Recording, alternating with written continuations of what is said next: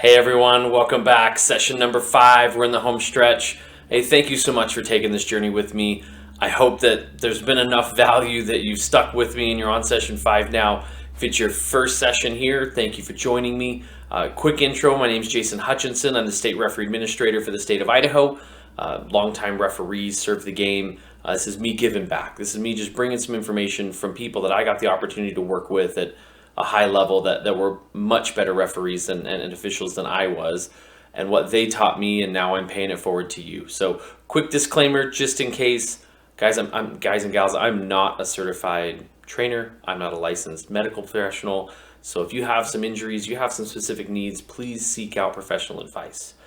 So series 5 parts, we're in number 5. Today we're talking about match day. And this is actually a really popular topic. I heard from a lot of people they were interested in this topic. So I hope this brings something to the table for you. So what do you do on match day? What's your nutrition like? How can you recover from matches better? Just how can you have the best match day possible? So I'm going to go at this based on the audience that I'm talking to. And I'm guessing most people watching this are youth officials. We're not necessarily professional officials that are doing one match a day and prepping for that one performance, because it's a little different process. So we're going to go through individuals, male or female, that are out at tournaments on a weekend, out at youth matches on a weekend, or maybe adult amateur games where you're working 2 or 3 games in a day. So those are the people that we're going to structure this for. So right out of the gate, make sure you start the day at 100%. So get the rest you need, get hydrated. Make sure you're recovering, you're stretching out, you're getting as much fluidity and circulation back into those muscles and those joints. Make sure you're starting at 100%, because by the end of however many matches you're doing in that day, you're going to be fatigued, you're going to be tired, and you're really going to wear your body down. So do what you can to make sure you're at least starting at 100% or as high of a level as you can. So get the rest, get hydration, get proper nutrition, do what you can to start right. Proper nutrition. So we're going to get a little more in depth into this when we talk about what food to carry in our bag and some things like that. But sorry guys and gals, you get out of your body what you put into it. So if you're going to be in a profession where your physical performance is part of the game, then we have to eat better. No simple sugars, no fast food, soda, limit your alcohol. I mean, we are athletes. We're athletes just like the people that we are reffing with. And that we're reffing the players, so we need to treat our bodies the same way. So start right, proper nutrition. On game day, it's I'm probably going to rub some people the wrong way saying this, but dairy isn't a good choice, whether it's yogurt, milk, things like that. I know there's some protein in it. As a recovery, I think it's a good idea, but with breakfast, having some yogurt and granola for breakfast, that's a healthy breakfast, but on game day, it's probably not a good choice. And the reason why is the human body doesn't break down and digest dairy very quickly. It's something it actually struggles to digest. So if you put that in your stomach and then you go out to do a game, it's going to sit in there for a while and it's not going to let you perform at your best. So that's just my 2 cents. It's information that I found in my own self-study, but limit your sugar intake, limit your dairy intake, but make sure you have proper nutrition to really be able to perform that day. So breakfast, obviously, we always got to get something in our system before we head out to the field. Otherwise, there's no fuel for our body to run off of. So complex carbs and protein. A complex carb, as opposed to a simple carbohydrate, is going to be more of a time release. So you're going to get more out of it. You're going to get a little more energy out of it. It's going to last a little longer, as opposed to a simple carb. So a complex carb is like a wheat toast. If you have wheat toast for breakfast, maybe throw a little avocado on it so you're getting some more nutrients and vitamins and minerals. Maybe some fresh fruit preserve, things like that. Cream cheese, again, that's a dairy product, so I'm not saying it's horrible, but it's not my preference, and I think there's better options. But avocado toast is huge, super good for you, really get you some energy. Fruit preserves as well, the natural fruit, the fructose, will give you a little bump in energy.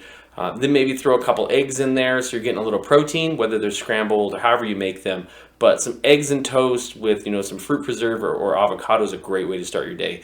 Some oatmeal with some fresh fruit in it, blueberries.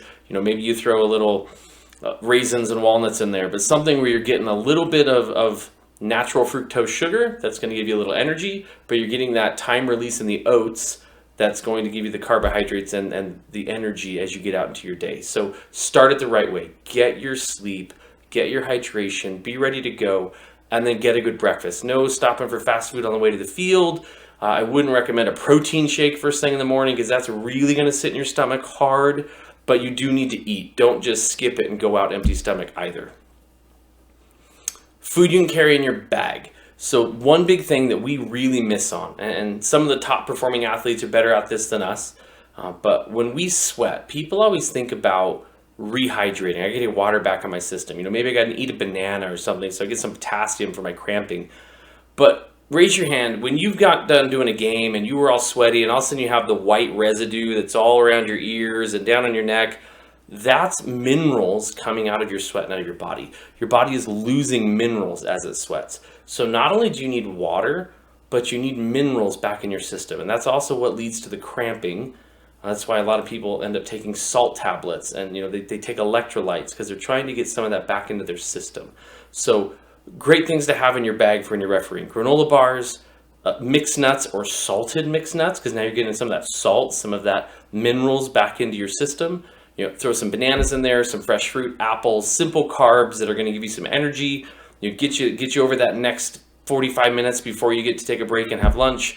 Always make sure you got water in your bag. My personal favorite when I'm going to go out to the field for a day and do games is peanut butter and jelly sandwich.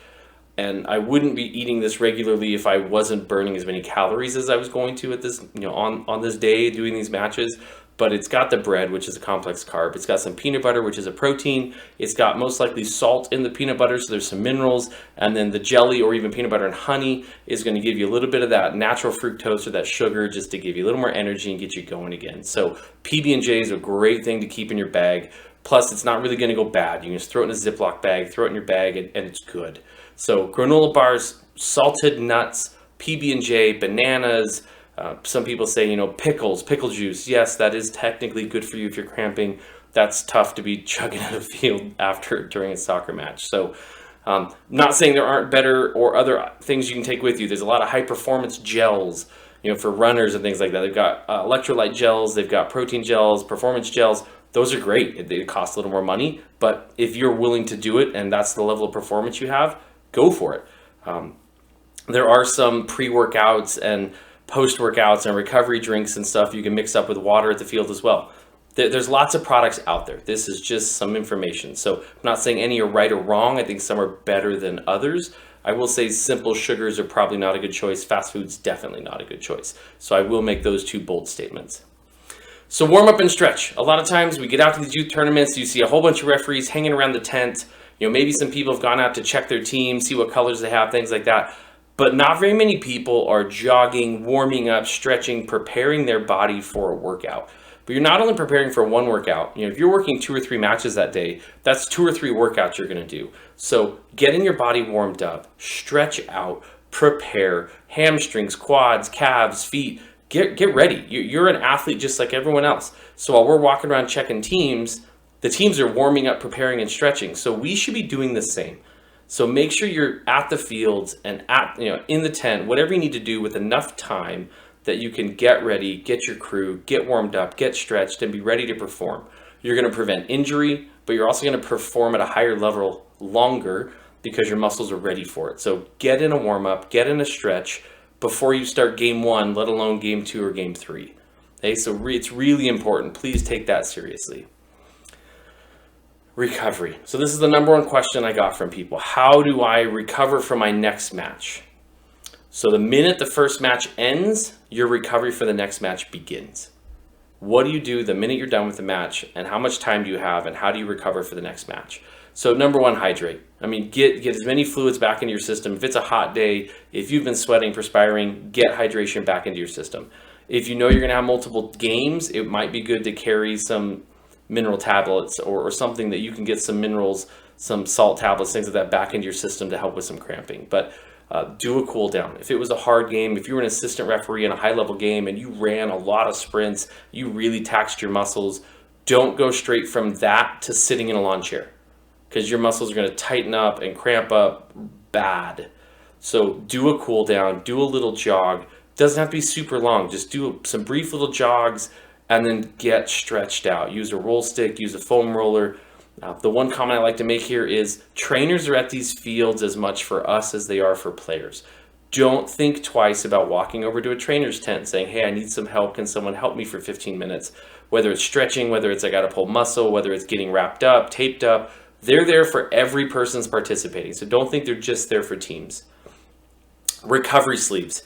So there's some really cool new technology out there. Once again, this costs some money, but if you're willing to spend the money or you really want to perform at a high level, they look like some foam compression sleeves. You can buy them. They're not too horribly expensive, but they go over your calves after you get done running, and they help keep increase the circulation back into your muscles and help your muscles recover quicker. But the big thing here, I think a lot of people miss in what to do in between games is get out of your shoes. Your feet will actually, the muscles and everything in your feet will start to mold to your shoes as you run long distances. And so getting your shoes off, allow those muscles to reset. It really allows your foot to relax because there's no longer pressure points and tension in those muscles. So bring a second set of shoes, some slip-ons, some sandals, something. Walk around barefoot if you'd like. I mean, it's completely up to you. But in between your games, do not stay in shoes, especially not the shoes you were running in. So get a different pair of shoes on so your feet can relax and really finally let some of that tension go. Finally, if you're going to be out walking around the fields, whether you're an experienced referee, you're going to go mentor some youth referees, or you're just going to hang out and relax in between, get a hat on, get some sunscreen on, get out of the sun. The sun will continue to dehydrate you, continue to tax you. You'll get tired just by simply being in the sun. So do everything you can to not only cool down, stretch, recover, but get your shoes off, get a recovery sleeve on, get stretched out, get some sunscreen on, get a hat on. Make sure you're not just continuing to wear yourself out, even just sitting there. Sports drinks. So we have a lot of sponsorships out at these fields now. There's Gatorade, Powerade, lots of different things out there. My position on this is they're really good for recovery, but not necessarily something you want to drink before a game. There's a lot of sugar in these drinks. So to drink these before you go out and perform, you might get a little bump from the sugar, but then you're probably going to crash. So the electrolytes and what's in them for recovery, either at halftime or after a game, they're good. And I will have a Gatorade, a Powerade or something after a match to help get some of those electrolytes back in my system, but I won't drink them before a game. So there's an option. If it's a super hot day and you're out in the sun for a long time, little inside trick here, go to any Walgreens, Walmart, anywhere and pick up some Pedialyte. So it tastes like really thick syrup that's kind of like Gatorade. It's not the greatest thing to be drinking, but it will help you hydrate substantially faster than just regular sports drinks and water. So if you're going to be out at a weekend tournament or 2, 3, 4 day event and you're out in the sun and you're going to be perspiring and really getting tired, it's not a bad thing to get a bottle or two of Pedialyte, get it in your fridge, and when you come home at night, put one of those down, which will get you much more than having a Gatorade when you get home. So something to consider there on just trying to get some hydration back in your system. Final comment, dinner. I said this at the beginning of this video and I'll say it now. We get out of our body what we put into it. So if you train to be able to eat whatever you want and not put on weight, then that's what you're going to get. You're never going to get better, but you're not necessarily going to get worse. But when you're performing as an athlete, when you're a referee and you've been out in the sun all day working and you want to just relax, go get some good food and let the day go, I totally get you. I feel that. It's the release. But the next day, you're going to get out of your body what you put into it. So be smart, be healthy, make good choices. Some carbs are good, some protein's good. Your muscles exert a lot of energy, so protein helps get them back to where they were. So having some protein with dinner, having a pasta with dinner, make sure you have some green salads, your body's able, or a green vegetable to process the food you're taking in. But be healthy, be smart here. Going out and having a bunch of pizza, going and having fast food, being foolish after you've been out of the games all day, the next day is just going to hurt you even more. So we started this video with start at 100%. Well, if this is the Saturday and you have games on Sunday, then what the decisions you're making for dinner is going to determine whether you start the next day at 100%. So find some food that helps you relax. You don't have to be all dialed in and super focused on your diet because you're going to burn a bunch of calories. But be smart about what you're taking in because it's going to affect what you're going to get out the next day. Okay? Hope this helps. If there's any specific questions that you have, please shoot a comment note the file. I will get it, and I can reach out to you specifically, or I'll comment the video with an answer to that question if you have something specific. But I hope this helps with some food you can have in your bag, what you can do to recover from matches, some little tips and tricks to help your body recover, and just overall perform at a higher level. So thank you very much for sticking with me on this journey. 5 sessions down. I hope this helps you take it to the next level and make 21 the best year. There will be more training coming out from the referee committee, so please stick around and see what other things we can bring to the table to help you be a better referee. See you on the field.